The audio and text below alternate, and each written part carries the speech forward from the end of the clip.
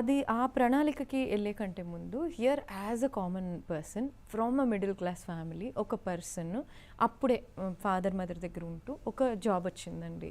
అక్కడి నుంచి మాకు యాజ్ అ సర్టిఫైడ్ ప్లానర్ మీరు గైడ్ చేయండి అంటే, ఫర్ ఎగ్జాంపుల్ ఇప్పుడు ఆ పర్సన్కి పెద్దగా నీడ్స్ ఏమి ఉండకపోవచ్చు, బట్ ఫైనాన్షియల్గా ఇండిపెండెంట్ అవ్వడం చాలా అవసరం. So what are the needs? ఒక ఫ్లాట్ అనుకోండి, ఒక కార్ అనుకోండి, ఇలాంటి వాటికి ఎలా ప్లాన్ ప్రిపేర్ చేసుకోవాలి, ఎంత రావాలి, ఎంత వస్తే ఫుల్ఫిల్ అవుతాడు? ఒక్కటండి, ఎంత వచ్చిందన్నా కన్నా నువ్వు వచ్చే సంపాదనలో ఏం చేయాలనేది మాత్రం ఒక థంబ్ రూలే కాదు, చాలా ఇంపార్టెంట్ రూల్ అనమాట.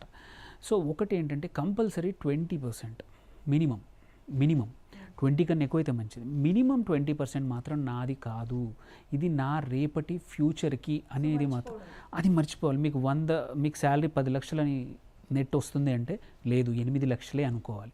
సో 8 కూడా కాదు, 20% మాత్రం పక్కన పెట్టేసేయాలి.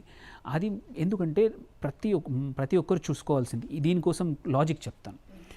మన లైఫ్ టైం ఒక యావరేజ్ 80 ఇయర్స్ అనుకుందాం. 80 కూడా లేదు, ఇప్పుడు తగ్గిపోయినా, బట్ 80 ఇయర్స్ అనుకుంటే ఫస్ట్ 20 ఇయర్స్ మనం ఏమి సంపాదించాం, లాస్ట్ 20 ఇయర్స్ కూడా మనం ఏమి సంపాదించాం. మనం సంపాదించేది 20 నుంచి 60. అందులో కూడా కొన్నిసార్లు 25 స్టార్ట్ అవుతుంది. సో మ్యాక్సిమం లైఫే 40, బట్ సపోర్ట్ చేయాల్సిన టైం మాత్రం 40. ఫస్ట్ థ్యాంక్ఫుల్లీ ఏమవుతుందంటే ఫస్ట్ 20 ఇయర్స్లో మన పేరెంట్స్ సపోర్ట్ చేయొచ్చు కొన్ని కేసుల్లో.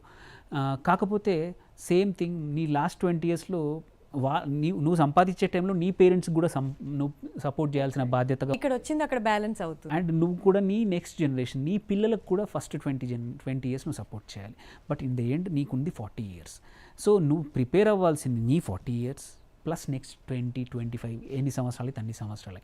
అది మర్చిపోయి ఇవ్వాలే ఖర్చు పెట్టేస్తే రేపటికి ఎలా అని భయానికి కోసమే అనుకోండి, రేపటి అవసరాల కోసమే అనుకోండి, రేపటి నీడ్స్ పెరగచ్చు. ఇప్పుడు ఓన్లీ సింగిల్ పర్సన్, రేపు పెళ్ళవచ్చు, తర్వాత పెళ్ళి, తర్వాత పిల్లలు, వాళ్ళ బాధ్యతలు, వాళ్ళ ఎడ్యుకేషను, అవిటి కూడా కావాలి. కాబట్టి ఫస్ట్ థింగ్ కంపల్సరీ చేయాల్సిందంటే 20% నాది కాదు. It could be for longer term are medium term. పక్కన అది నాదే కాదు, అది ఎవరైతే చేస్తారో పక్కా ఫస్ట్ స్టెప్ ఎక్కినట్టే.